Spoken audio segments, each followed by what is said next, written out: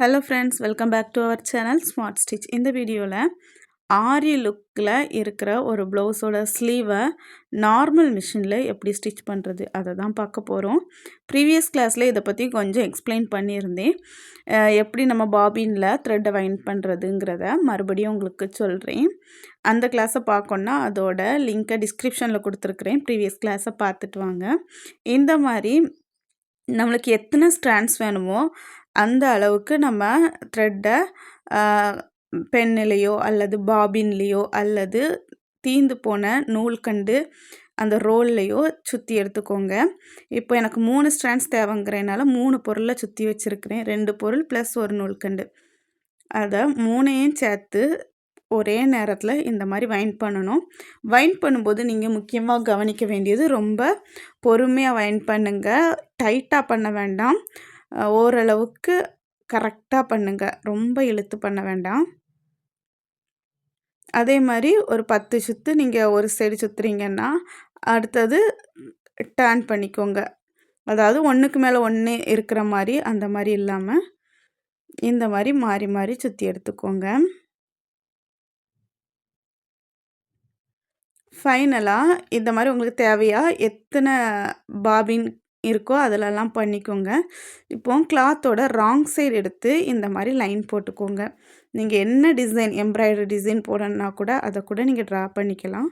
கிளாத்தோட wrong side இந்த மாதிரி line போட்டு எடுத்துக்கோங்க. சென்டரில் லைன் வரணும் அப்படிங்கிறதுக்காக சென்டர் நாச்சை பார்த்துக்கோங்க. இந்த மாதிரி ஃபோல்ட் பண்ணி எடுத்துக்கோங்க. அதில் சென்டர் லைன் போட்டுக்கோங்க. அதை பேஸ் பண்ணி ஈவனாக 2 சைடுமே சேம் அளவு கிட்டத்தட்ட 1 இன்ச் அல்லது 3/4 இன்ச் அல்லது 1.5 இன்ச் உங்களோட விருப்பம்தான். நீங்கள் லைன் போட்டு எடுத்துக்கோங்க. கிளாத்தோட ராங் சைடு போட்டுக்கோங்க. ஸ்லீவ் ஃபஸ்ட்டே நான் ரெடி பண்ணி வச்சுருக்கிறேன். ஹெர்லைன் சீம் ஸ்டிச் போட்டு டர்ன் பண்ணி ஓரத்தில் எல்லாமே ஒரு தையல் போட்டு எக்ஸஸாக இருக்கிற த்ரெட்டை ட்ரிம் பண்ணி வச்சுருக்கிறேன். நம்ம ரெடி பண்ணி வச்சுருந்த பாபின் கேஸில் போட்டு இன்சர்ட் பண்ணிட்டோம்.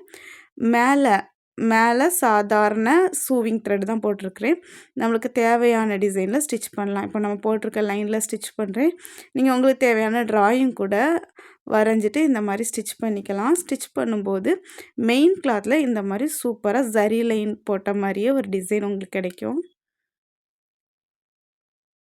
அப்படியே உங்களுக்கு தேவைக்கு எந்த டிசைன் வேணுமோ அந்த டிசைனில் அல்லது நீங்கள் போட்டிருக்கிற லைனில் அந்த மாதிரி ஸ்டிச் பண்ணுங்கள். ஒரு முறை ஸ்டிச் பண்ணும்போது ஸ்ட்ரைட்டாக பண்ணுங்கள். 2வது முறை அதில் ஓவர்லேப் ஆகாமல் கரெக்டாக பக்கத்துலேயே ஸ்டிச் பண்ணுங்கள்.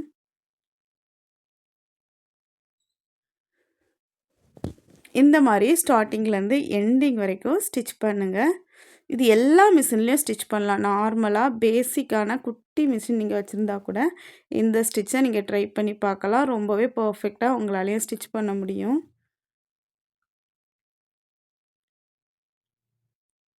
ஜரி த்ரெட்டை பாபினில் போடும்போது கண்டிப்பாக வெளியே வருமான்னு நீங்கள் நினைப்பீங்க. கண்டிப்பாக வரும். உங்கள் மிஷினில் கண்டிப்பாக வரும். உங்களுக்கு வரல அப்படின்னா கமெண்ட் செக்ஷனில் சொல்லுங்கள். அதுக்கான சொல்யூஷன் நான் உங்களுக்கு நெக்ஸ்ட் வீடியோவாக கொடுக்குறேன்.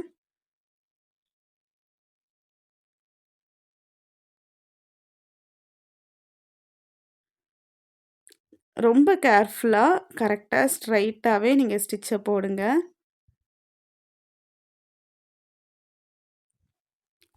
ஸ்டிச் பண்ணும்போது அடியில் ஒழுங்காக ஸ்டிச்சஸ் விழுதா அப்படிங்கிறத ஒரு முறை செக் பண்ணிக்கோங்க. உங்களுக்கு ஒழுங்காக ஸ்டிச்சஸ் விழலை அப்படின்னா அதையும் கரெக்ட் பண்ணிக்கோங்க. ஃபஸ்ட்டு நீங்கள் ரஃப்பாக ஒரு கிளாத்தில் ஸ்டிச் பண்ணிவிட்டு அதுக்கப்புறமா இந்த மாதிரி மெயின் கிளாத்தில் ஸ்டிச் பண்ணுங்கள் கரெக்டாக வந்ததுக்கப்புறம். இப்போது அடியில் உள்ள லைன் ஸ்லீவோட ரவுண்ட் வரும் இல்லையா, அந்த போர்ஷனில் நான் மறுபடியும் ஸ்டிச் பண்ணுறேன். அதே சரி லைன் மாதிரி லுக்கு கிடைக்கிறதுக்காக நான் ஸ்டிச் பண்ணுறேன். டர்ன் பண்ணி பார்த்தீங்கன்னா ரொம்ப நீட்டாக ஸ்டிச் விழுந்திருக்கும். எந்த ஒரு கேப்பும் இல்லாமல் நீட்டாக பண்ணுங்கள். ப்ராக்டிஸ் தான். ஒருக்காக்கு 2 முறை நீங்கள் பொறுமையாக பண்ணிங்கன்னா சூப்பராக உங்களாலையும் பண்ண முடியும்.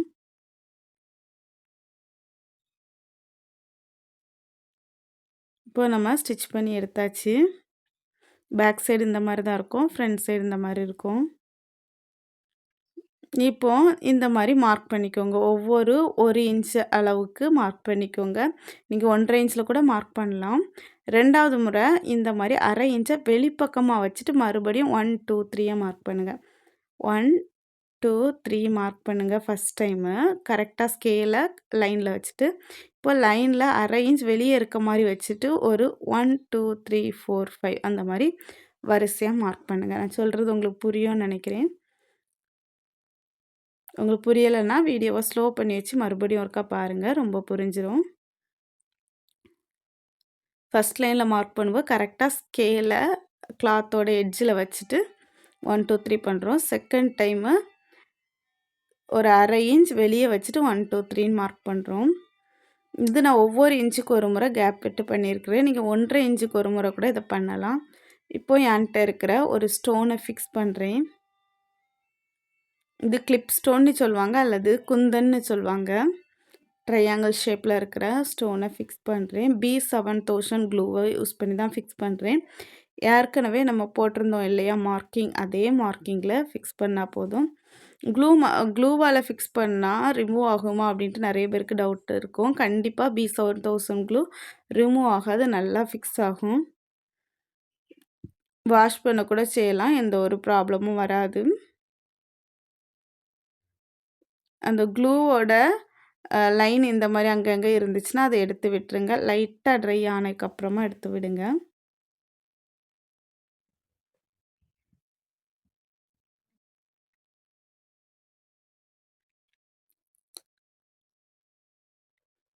கரெக்டாக க்ளூ வச்சுக்கோங்க. ரொம்ப எக்ஸஸாலாம் க்ளூ வைக்க வேண்டாம், அப்படின்னா அது கொஞ்சம் அசிங்கமாக தெரியும். உங்களோட ஸ்டோனுக்கு தேவையான அளவு, அது ஃபிக்ஸ் ஆகுறதுக்கு தேவையான அளவு மட்டும் இந்த மாதிரி வச்சுக்கோங்க.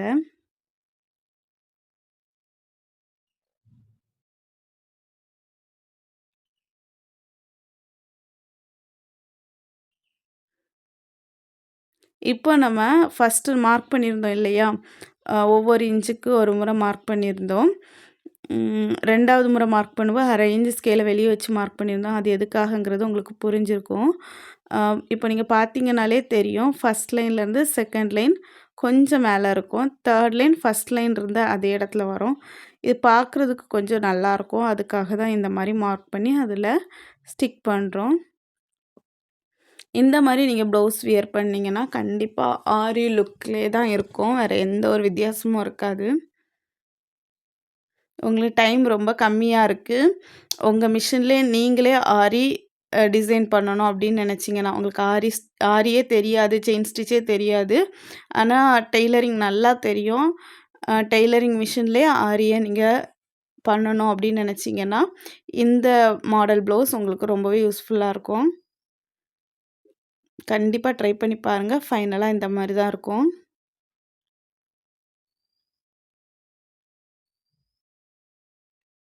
இந்த வீடியோ உங்கள் எல்லாருக்கும் யூஸ்ஃபுல்லாக இருந்திருக்கும்னு நினைக்கிறேன். என்ன ஒரு யூஸ்ஃபுல்லான சூப்பரான டிப்ஸோட நெக்ஸ்ட் வீடியோவில் உங்களை மீட் பண்ணுறேன். தேங்க்யூ.